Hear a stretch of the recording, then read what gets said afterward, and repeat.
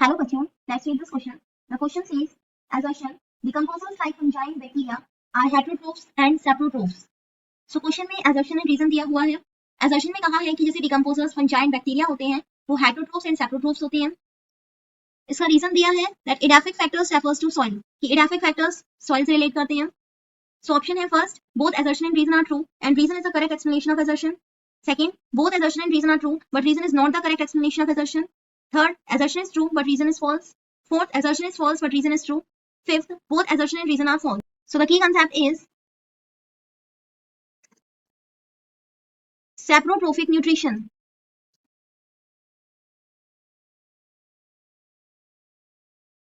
Saprotrophic nutrition क्या होता है?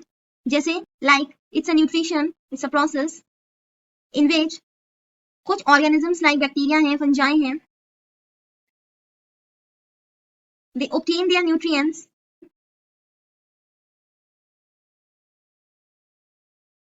by decomposing dead and decaying organic matter.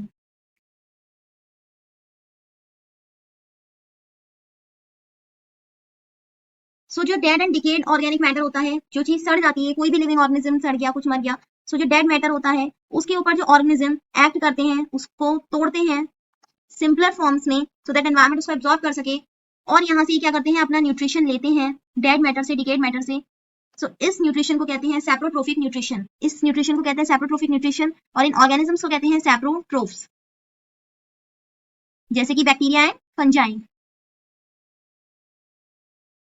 So assertion में दिया हुआ है that decomposers जैसे बैक्टीरिया एंड फंजाई होते हैं, they are heterotrophs and saprotrophs.